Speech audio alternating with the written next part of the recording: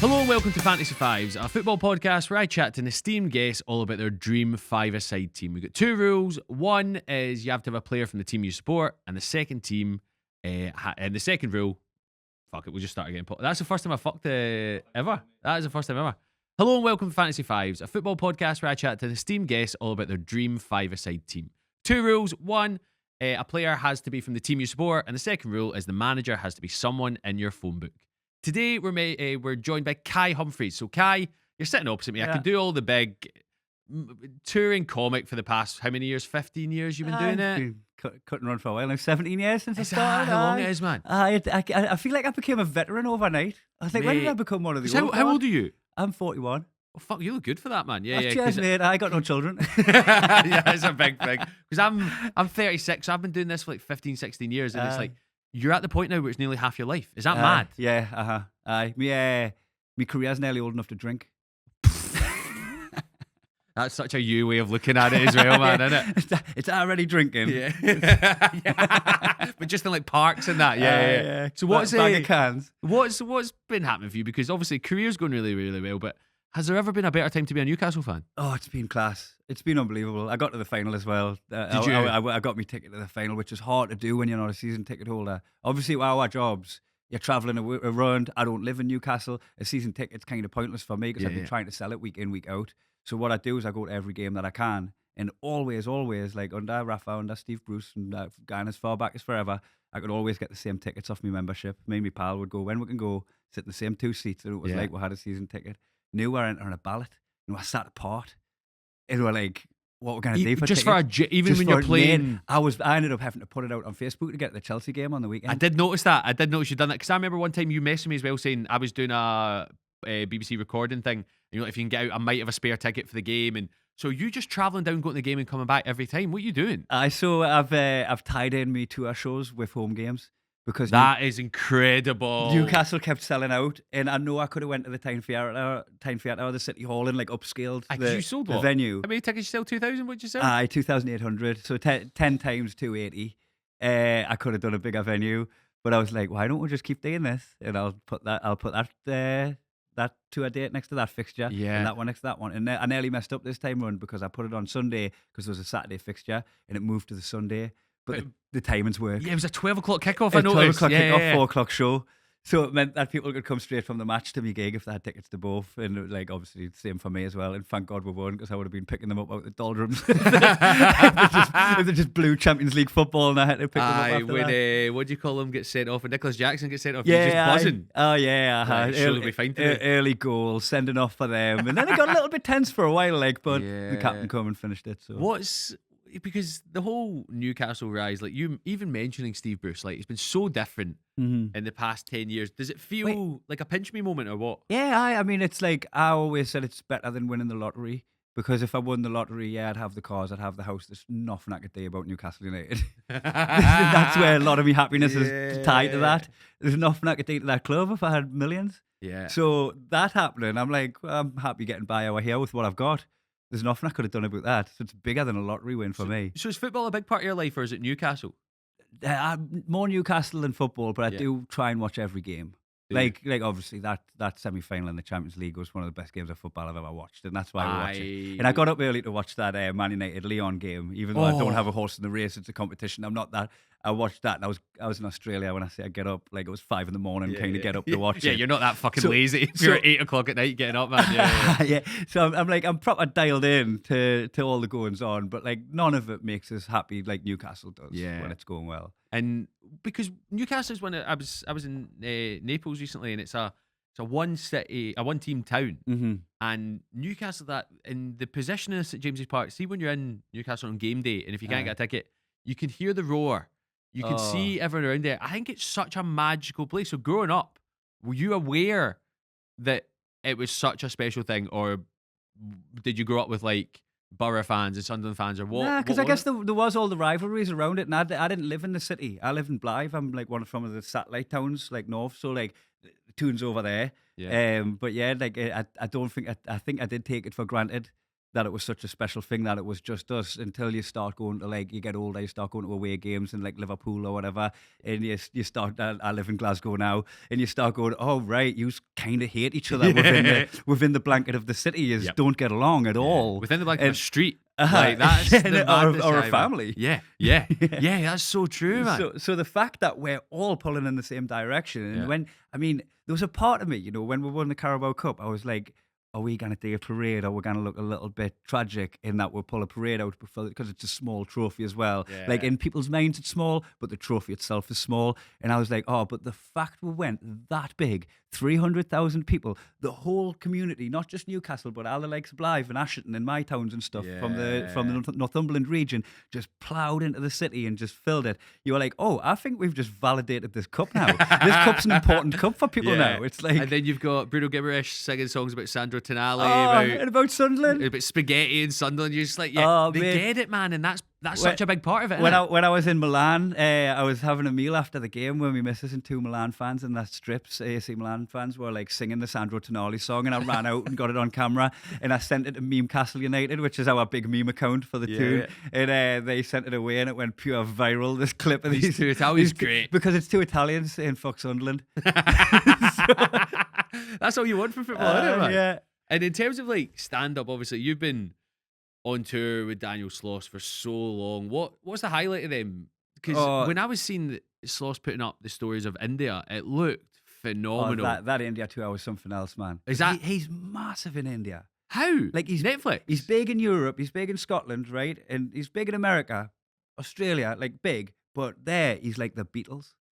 Within a subculture still, I think, but there's a billion of them, so a subculture still makes it massive. Yeah. But it's like the way they just run to the taxi door and try and like rattle on the window and get a photo, and we're just coming into the gig, and they're all there like super fans waiting for the taxi to turn up. I remember seeing stories on yours or Sloss's, and he was just like, "This is mad." So always after shows, right, we'll go out and meet his fans after the show, and everyone forms an orderly queue, and everybody gets that. You get like a couple of minutes each. You get a photograph, you get a little squiggle, and then move on to the next one, and you have a little moment with everybody afterwards. It's nice. In India, we tried to do that. We went outside. The promoters warned we against it, but we're like, nah, we do this every time. They made a scrum around we that started getting so heavy, we were getting squashed, right? And then I felt somebody crawling underneath past me legs, and there was somebody doing there, going past my legs. So we're trying to get photos. And there was a security guard, looked like he had a bit of panic in his eyes. I was like, get out of here. That's mad. So that was insane. And even like when you've been doing your own tours in Europe, which is such a cool sentence to say, by the way. I enjoyed that. That was nice. What's that been like? And where's the place you're enjoying going to for gig-wise? Mate, Eastern Europe's class. Going to Estonia, going to Budapest, like them places, Ljubljana, like all them ones. I don't know if they get much from this side English speaking over there. So when you go to Berlin or when you go to Norway, you're competing with a bunch of other stuff that's happening in the English language. When you go out there, people are just like, class, you're coming to us. And they come out in force, and they want to go and drinking away afterwards. And who doesn't want to go and drinking with these Europeans? Mate, I'm drinking the straw shot, the Sparta shot, which is straw, whiskey, and vodka. No, Kai, the vodka waters it down. The vodka brings the average percentage down of the shot, and it's a double shot. Where's that? What city is that? That's it. That's in Tartu, which is in Finland. No, that's Estonia. Is it? It's because Tallinn's the main city in Estonia. That's the most student town. Tartu. And see, when you're on tour yourself, you're selling 100, 200 tickets in your Helsinki's, your Tartus. Are you not just like, what the fuck has happened to my life? Oh, it's class. Yeah, I love it. What's the most surreal moment you've had, do you think? Other than the thing in India. In India, somebody shouted across the road, "How's Peggy?"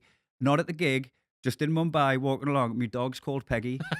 And they clearly like caught us on social media, followed Daniel, found me, right? Followed my wife's dog park and find me dog and all that, right? And just done a deep dive. But then I just happened to walk past them. Haven't even done a gig yet. I'm just on the streets of Mumbai, and someone's asking about my dog in Mumbai. That's incredible. And that's one of them where I'm just like, my God. Did you respond? Yeah, that was gobsmacked. I was like, you know me dog? You know about me little dog? She's touched hearts. Get the plug in for your wife's dog park because it's near Glasgow. The Dug and Bone, East Kilbride.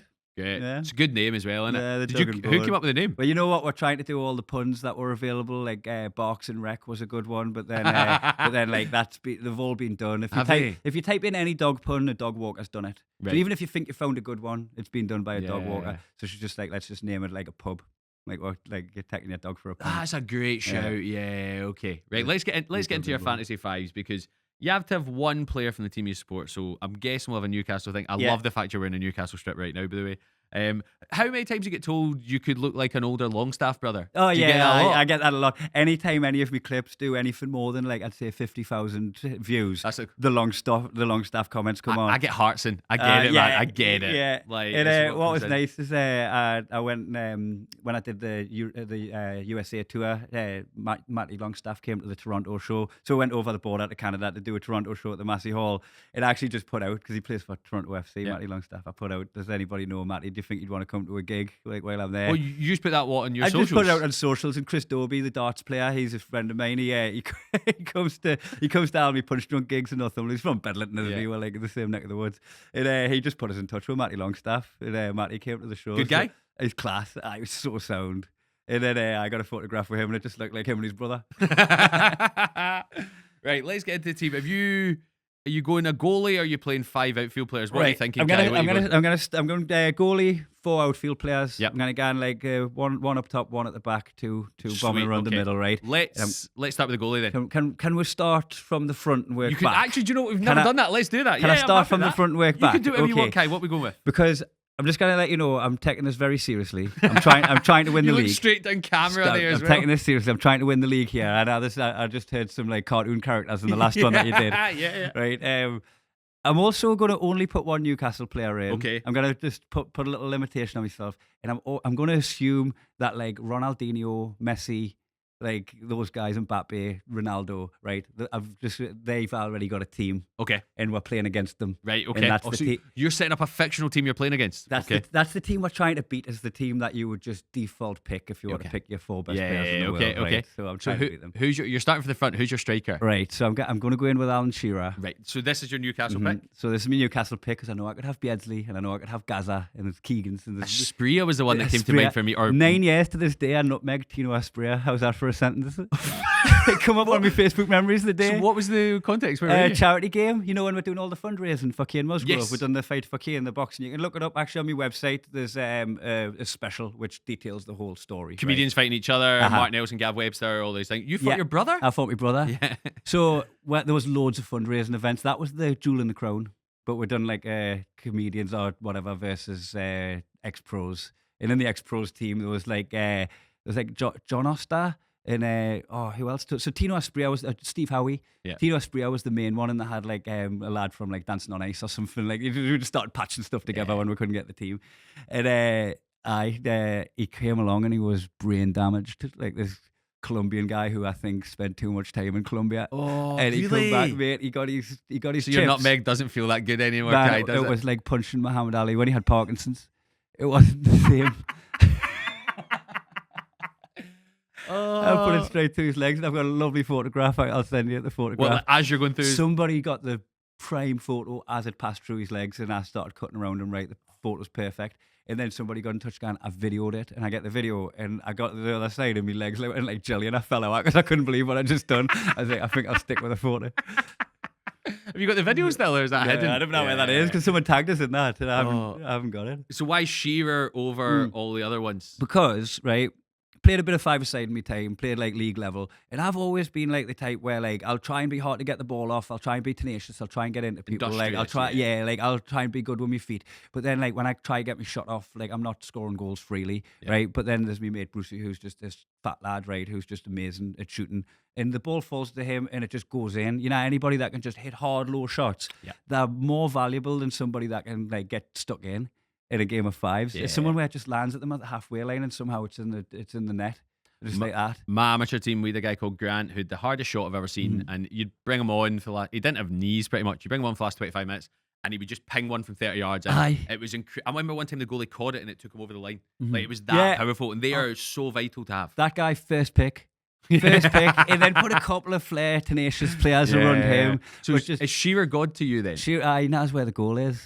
It's just that's it. Yeah. He knows where the goal is, and and the God knows, it's like you've seen his punditry over the last like couple of months since we won the cup. He's a super fan. Yeah, yes. He's one of You us. saw him at the game. Him yeah. and Deck just sitting up at the They were back. saying he's been on the screen more times than Salah. Shearer got more airtime on TV than Salah did. Because you mentioned Beardsley. Who was your other honourable mentions for Newcastle? So, who's your cult hero? Gaza cult hero, obviously Keegan, because he played and managed to some good times and stuff. And a player that was hard not to pick at the minute was Tonali. Because if I'm going to pick one Toon player, and it wasn't going to be Shearer, and I wasn't looking for the goals, even though he has got goals in his Arsenal, a player like that would be mint. Yeah. So I thought you might have gone like a Nobby Solano or a Laurent Robert, one of them. Nah, I've went a little bit. I'm going a bit nails with my team, right? I like it. Because the next pick is to make the Shearer pick a bit more interesting, because that's quite an obvious, boring pick to pick somebody that's going to think goals if you're going in. to pick a player, you can go for your record goal scorer. That's fine. Who's your next one? But if I'm going to make it interesting, right, and I'm going to put Shearer on, right, and I'm going to maybe get a bit of stick of this because of the Sunderland connection, but chuck Roy Keane on the pitch with Shearer, and now it's interesting. Because did they not kick each other? They hate each other. Did they not? There was one of them get sent off. Where against Keane chucked the ball at Shearer, and then they've been pushing and shoving, and they're Yeah. waiting in the tunnel and shouting on and all that. So there's been some animosity between them, but I don't know how much they're just playing it up. But they've never worked together as pundits. Have they never? Nah. That's interesting. Because you think like the podcast, the overlap, you think he would have turned up on that at some point? Yeah, I've never seen them together. Like it runs deep. It runs deep. Keane doesn't like him. And I don't know how much Keane played it up, because then he went to Sunderland, obviously, didn't he? So like that'll ingratiate him a lot with the Mackhams if he has this. What is Sunderland to you? Just this. You know what? My mate's colleague summed them up perfectly. This is the tenuous to do with my friend's colleague, right? Yeah. But my friend was working with a guy who come up from London, and this lad had to go and do like his work in Sunderland, and he come back from his job in Sunderland and went, "What's going on in Sunderland? Everyone's still wearing bench." And it was such a funny insult. Oh, my stand-up early photos are me wearing bench clothes. Of course, because it would have been 2007, 2008. Yeah, 2008, yeah. But he come back in 2025, going, "What's?" That's such a good slagging. That's great. Do you think when Gio Goy? Do you think Keane would be able to put his issues aside with Shearer for the 60 minutes? Oh, for the game? Yeah. Oh, when they're playing football, I think they'd respect each other. If they're playing for the same team. Yeah. Okay. Aye. Did you enjoy watching there was Roy one Keane play? time I met Roy Keane once as well, you know, and it was 2002 in a place called Vale de Lobo in Portugal, where all the footballers go to play golf. Right, and I was there, and we bumped into Roy Keane with his family, and he was sound enough to get a photo with me. And I asked him to wear me Toon top, and he wouldn't. It was so it was when he was like Man. So 2002, still at Man United. Yeah, he came to Celtic 2005, I think it was. Yeah, aye. So he obviously wouldn't wear me Toon top for the photo. Obviously not, right? Yeah. But fuck me, the dramas if he just like went, go on. I would have been like 18 at the time, right, or 19. I think that was like my birthday month was in that particular holiday. And if he'd put that on just to keep me happy, like imagine hell front page of Sun. Front page of Sun, easy. Because that's a paper photo as well. I'd had to dig it out. That's in because I was there with me mate's family were there, and I got invited along, and then a couple of my mates come and stayed in a hotel. So it was our first lads' holiday with orbiting family members of one of the lads. So it was like that kind of holiday. What was that like then? It was all right. We went back to the villa. That had a couple of grown-ups that I've known all my life since I was a child, so it was fine. Yeah, so you're sound, okay. Yeah. So you've got Shearer, you've got Keane. Who you going next? Right. So let's go into the back here, right? So at the back, I don't think you want like a solid centre back. I think you want a good CDM. Okay. Right, like your Rodri's probably a perfect pick, right? And like I said, Tonali would have been your man for mopping up. You know, somebody that's going to stay behind the ball at all times and then press when it's necessary. And then I thought like, I want somebody tall, because if you've played against a tall five-a-side player, you'll know they'll wrap the leg around you. You're trying to shield the ball, and that leg just appears like Inspector Gadget. And if I'm thinking like that Inspector Gadget, and I'm thinking of that era, right? If I'm thinking Shearer and Keane, I think to complete that trinity, it's got to be Patrick Vieira. I mean, another person Roy Keane hates, so that's good. That's what I mean. It's just there's got to be a fizz. There's got to be a fizz about that team, because it's three of the guys from the top. Tension. Tension. Vieira, for my money at that time, I thought Vieira was a better player than Keane. Mm-hmm. What did you think? Who would you have gone as a better player between the two? Oh, I think Vieira is a better He's just footballer, more but athletic, I yeah, think, probably as well. more athletic and like just like I said, rangy. So he's got his physical attributes Yeah. are better as well. I just think we're keen in the team. Everybody plays like an extra 5-10%. So it's like it's what he does for everybody else in the team. Because if you see somebody that's grafting like that, you'll up your game yourself. So I think he adds that element. He adds that element of where like it's not just what he's doing; it's what he's doing to everybody else on the pitch. So 3 players so far that have all kind of failed as managers as well, which is interesting. That's true. All good captains. Yeah. Yeah, that's where they peak at, and then nothing else. Yeah, that's good then. That's what you want. So you've got right. Are they all going to be Premier League? Who's your fourth? No, I've decided I'm going to put a Premier League player in because I know this would have been my perfect opportunity, right? They're just like this is my luxury player, right? Okay. So you could put a flair player in or something like that. This would be a perfect place to put Dennis Bergkamp or Thierry Henry. Henry was the one that sprung to my mind when you mentioned flair player. Mo Salah. What a perfect choice it would be to put it in this team, right? But like you go into the pub after a game of five-a-side, he's not drinking, is he? That's why Declan Rice isn't in as well. What's your beef with Declan Rice? I'm just saying he would have been a good choice for that Vieira role. Right, yeah. So he would he's too boring. Yeah, he would have been a good choice. We having a pint with these boys after, you know. A pint with Vieira and Keane would be delightful, wouldn't it, man? So who are you going? So right, like if I was going to go that era as well, there's so many Zolas and Juninho's that would have been a good flair player. But if I'm thinking, right, what's good about this team is the physicality. So if I want my flair player to also be physical, and this is a curveball, and this might be what loses us the league. Yeah. But Adama Traore. Because imagine getting clattered. Imagine getting clattered by that bastard in a game of fives against the board. He's rapid as well. He's fast, he's good with his feet. He might not have the end product, but there's end product on the pitch. Yeah, okay. I think that's... I mean, I would describe him as a flair player, Kai. I'd describe him as fucking tank, up and down. He's like Alan St. Maximum that deadlifts. That's what he is. That's a great analogy. So if I'm going to put in any of them players that can beat their man and like be fast on the turn and quick burst of acceleration, I think give it to someone that's gonna absolutely clatter you if you try and shield him. Would you like to see him at St James's Park? Would you like him to move up? Nah. See, that's interesting. You're picking him in your dream team, but you don't want him in your own team. I'm thinking about somebody that's just breathing down your neck in a game of fives. I'm not thinking of somebody that's going to stick to Eddie Howe's system. Do you know what? See, I used to play fives with the guys that worked at McVitie's Biscuit Factory because they would finish shift and we'd start at 10:30 and up at Emirates in Glasgow. So straight off the night shift? They would come straight off the night shift and play, and I would just, because I was about during the day, so I'd play with them. And there was a guy who looked like a David Traore called Victor, and Victor haunts my dreams, man. And this is, I probably haven't played a game with those guys for about 7-8 years, so I totally see that. He was physical, he was rapid, and he was reasonably skillful, couldn't finish for shit.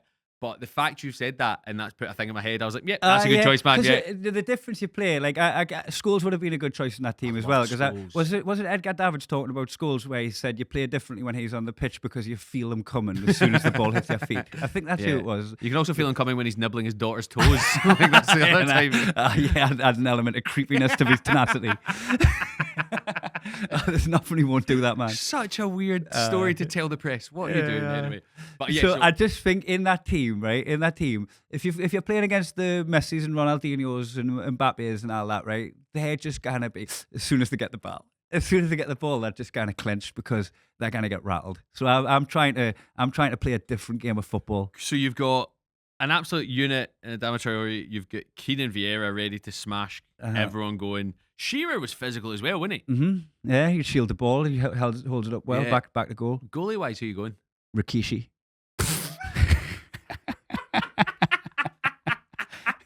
I could have thought about a million different things. Mate, the team keeps getting bigger.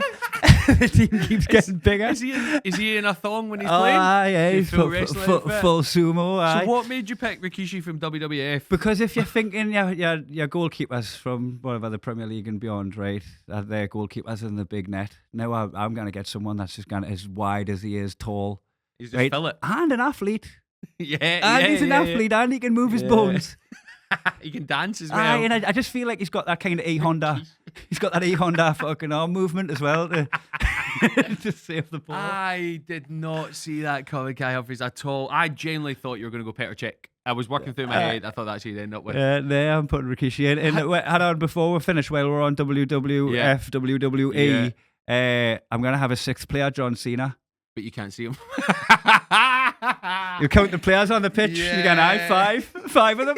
And he's just running about. 5 of them crack on, and then one of the biggest lads on my team of units. And Rikishi, John Cena, we'll come to it in a sec. But how do you think Rikishi will interact with the rest of them? Do you think they'll respect him? Or do you think Roy Keane will make fun of him for being a chubber? What do you think will happen? You know what? I don't know how much. Does he talk much, Rikishi?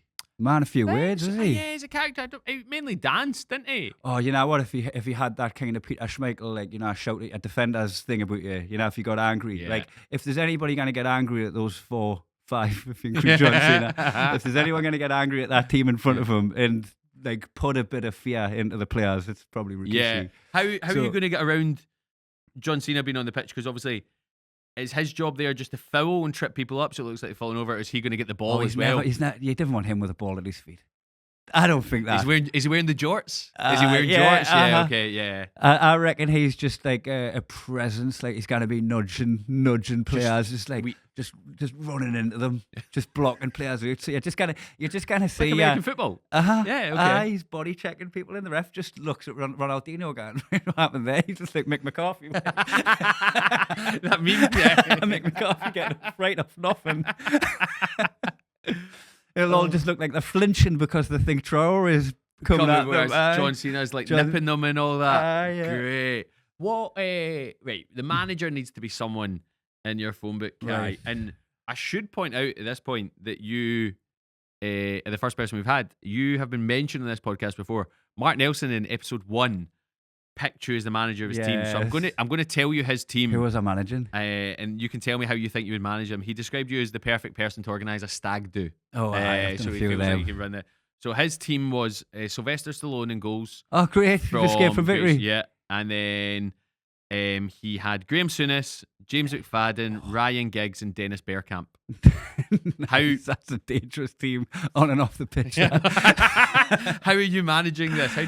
Who do you think you'd get on best with out of all those players? Out all them. You got McFadden, Giggs, Bergkamp, Souness. Souness was the manager when Dyer and Boyer were fighting on the pitch. So he'd be my man on the pitch. I think I'd be he's my captain. Him. And do you think you'd chat to Sylvester Stallone? Do you think he would understand you? And do you think you would understand him? I'd talk to him very much in the same way I talk to my dog.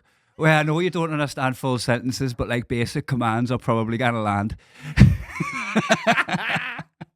I think that would probably work. I'd tone down my comms with Sly. That is with Sly as your first name terms, man. Already. Yeah, I am already. So yeah, who are you picking as your manager? Right, so my phone book, right? He's in my phone book is Milo McCabe, and your listeners, your viewers, might know this guy as Troy Hawk. This is an incredible. It's part of the Greeters Guild. Because could you imagine shoulders back? Could you imagine that guy trying to get Roy Keane pumped?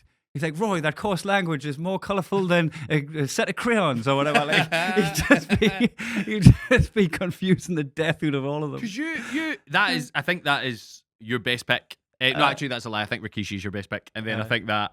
Rikishi, those voluptuous stink-faced cheeks. Imagine Milo in his kimono and his smoking jacket, just at the side of the pitch, trying to get Rikishi like an extra little bit out of Rikishi. Do you know who would love him? John Cena would love him. Oh, aye. Have you seen his tweets? John Cena loves motivational tweets. That is such a good shout. Do you know, while we're on this topic, Milo McCabe got voice memos off The Rock. He hasn't put it online or anything like that, but he sent a screen cap recordings of The Rock. The Rock gone through his reels, and I think he was on the set of a film, but he was with a director or something, and he was talking about how they've just been howling. Just me and this guy has just been absolutely howling at your reels. Like, we've just discovered you, and I just wanted to say, keep doing what you're doing. That must be mad for you. I spun him out. You've been pals with Milo for years. I remember him doing other characters over the years and stuff like that. Philberto, that's right. When we started, he was doing Philberto. Philberto's what I remember. So, is that mental for you, seeing one of your really good mates? Oh, it's class. Aye, well deserved as well. He took a massive risk. I've never seen anyone take a gamble like this in their career, and it's paid off like mad because he was headlining comedy clubs as Philberto, who we saw at the comedy clubs when we started out, right? Yep. And what he would do is watch the audience, find out who's in, and make a rap based on the interactions that have been had, and do it to the style of Vanilla Ice, right? And it was a perfect show ender, right? But he didn't enjoy doing it as much. He hated it by the end of it. He hated doing it, and he decided to make this new character who everybody knows now as Troy Hawk, and people stopped booking him. The Comedy Store were like, well, you're going to have to do open spots again because we're booking Philberto. And he had to start his career again a decade in when he'd already achieved everything. He had to start again and work his way through. And he didn't just work his way up to where Philberto got. He went past that by a million miles. So to have the foresight to go, I'm going to take a couple of steps, a lot of steps back to go a lot more steps forward. What a superb maneuver. But also when he was doing Troy Hawk stuff at the start, he was going viral, but he wasn't getting paid for any of it. And it was just like exposure kind of things. And then the one time exposure pays off, man, because when he was doing the clip, like the first time I saw it, I was like, wow, he's done brilliantly here when it was the Man City players coming in. He's chatting to Haaland and Grealish and all the that. Nordic meat shield. What a perfect man for that, because he didn't care. He didn't know them. He didn't know, like, you're vaguely aware of Jack Grealish, right? Because of his celebrity aside from football, right? So he's aware of some of the names, but he doesn't know who they are. Same as when he's in the paddock for the Formula One. Like, has he done that? Yeah, So he's been there when like Lewis Hamilton and Max Verstappen are walking by, and he's complimenting those guys on that posture. The amount of people that recognise him as well is so good. So he'd be a great choice as a manager. Yeah, he's not gonna be phased by the personalities. I'd love to, the voluptuous thighs, him and Rikishi. You imagine just sitting having a pint watching that, man. That's you and Patrick Vieira just watching them together. And hey, I know as much as anybody, he'd be good for the pint after as well. Yes, 100%. So are you going for him as Troy Hawk? Aye. Yes. But then as soon as we get to the pub, he's like, back to Milo. And it just changes. Right, so let me recap your team for you. So your goalkeeper is Rikishi. Yeah. Your defensive kind of player, you get Patrick Vieira. You've got Roy Keane, Adama Traore, Alan Shearer, and then you have a roving invisible John Cena. Yeah. Your manager is Troy Hawk. Kai, it's a pretty good team. I fancy my chances in this league. You know what's my problem with this? Discipline. I think there's a sending off or two in that team where we're playing a bit of sin bin in that game of football. But then that's good because you've got a spare John player. Cena. Yeah, John Cena. Rolling John Cena. He's just there. All of a sudden the ball starts moving. And what's coming up for you? What's next? Because you've just kind of finished a tour. Are you going back on tour with Sloss? What are you doing? Do you know, I just did something that I think might have been insane. I'd done the last day of my tour on the 10th, right? So this big tour that's been like 30 countries plus, and done 10 shows at Newcastle. The last Newcastle show was the last one on the 10th of, the 11th of May. 12th of May, I went to a new material night at Edinburgh Stand to start my new show. And the down to earth, like the bringing us back down to earth drop off of doing me best material after honing it over the course of a tour to me home crowd, to come into a room full of people that have never seen us before to try new stuff. Mainly as well, yeah. Tourists that like. Did you die?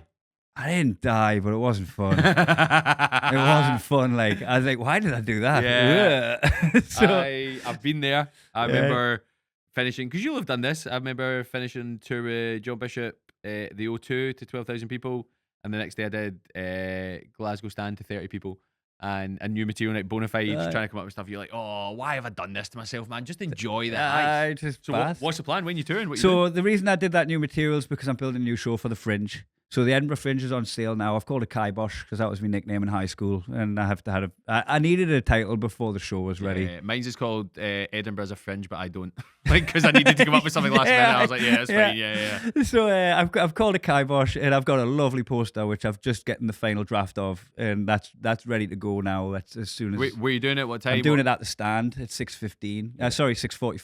6:45 at the Edinburgh Stand on York Place. That time's perfect because people can get the train from Newcastle, and there's now train stations in Blythe and Ashington, so I can get my home crowd to come and pad the audience. So we can make it a bit of a Geordie Fringe as well. Come and see a few shows, and then off. You've probably thought this through. Yeah, if it was a bit late, I'd have to get hotels and shit, and it's so expensive, isn't it? Yeah. So I'm going to do the Fringe, and I haven't put a tour in yet because I think I need a bit of a breather. I'm going to get the show ready. I'm going to put it in my back pocket. Yeah. And then I'm maybe just going to do a little bit of club gigs. I like to keep my toe back in the clubs at all times. So like just do some club gigs in September, October, whatever. And then I'm going to work out what I'm doing with my tour of Kai Bosch and Daniel Sloss's tour, because I'm going to make them both work around each other. Yeah. Because if he's doing bigger venues, then I could go to them places and then go, hey, I'm coming back soon. So I'm going to, luckily we've got the same agent. so I can try and work it out with her and just go, right. It might not be a back-to-back tour for him because he's not going to do day after day after day anymore. He's got 2 children. He wants to be home. Right, he's going to do sporadic, and then I've got to work out where my stuff fits into that, and then we'll make this last for 2 years. It's a cool position to be in, it, man. I've engineered it. The reason I'm doing 2025 as well as last year 2024 is because I want to do it every 2 years, and I want it to never be when there's an international tournament on. Why would I be writing a show in 2026 when all of like June and July is taken up with the World Cup in America? I want to be in America. I want to be going to any game I can get to. My tour finishes in May 2026 because if Scotland qualify, I'm going out for a month or 2. Look, it took me nearly 2 decades, but we figured out how to make my career work around football. Football was one of the first sacrifices I made when I started this job. I quit my Sunday league team. I stopped going to games as frequently, and then now you go, right, can I engineer this to... Do you still play? I haven't played in a little while, but I'm as fit as I've ever been at the minute. I've been running a lot, so I'm thinking about looking into it. So like I've go back every now and then between it, playing amateur Saturday or Sunday, and I just miss it. Like just seeing 15 people talking shite, getting called a wank by someone from Coatbridge. Getting clattered off someone that's going to buy you a pint after. Literally, last game I played, I get subbed on at half time. Okay, first ball comes in, a guy threw the back of me, like completely win the foul, and he helps me up, and he goes, "You're a shite pundit as well." And I was like, "Mate, come on, get in." So he knew I was, and he was just trying to fucking do me. Well, mate, if you've got any friendly games of 5 coming up in there, like it would be nice to just knock the cobwebs back off. Because I've been on the road. I got me 5K time to 19 minutes 35, which is pretty good for 41. I think that's all right for my age. When I hit 25 minutes, Kai, man, come on. I've already cooled down and had a shower. So I want to like chase a ball again because running's boring. Oh, so I want to put a goal to the running. Yeah, man, I'll give it a shout. So check out Kai, Edinburgh Festival, Kai Bosch, and then look out for tours, get him on all the socials and all stuff on your website, I'd imagine. Yeah, there's a special on my website now, Punch Drunk, which is about the charity boxing thing that we did, but I'm also like soon, imminently, me gallivanting tour that I've just done is in the can. We've went through, put notes on it. We're just editing it down now, so hopefully early June release on that. Great, so check that out. Was it KaiHumphries .com. I've got my full name as well on all my handles, all my website because of the unique name, so I didn't have to put any comedy or like. Yeah, I had to go comedy because Ray Bradshaw's an artist in Nova Scotia, the fucking prick, man. People tag him sometimes and he retweets it and all that. I was like, good on him, man. Great. Kai Humphries, thank you for joining us at Fantasy Fives. Cheers, Ray.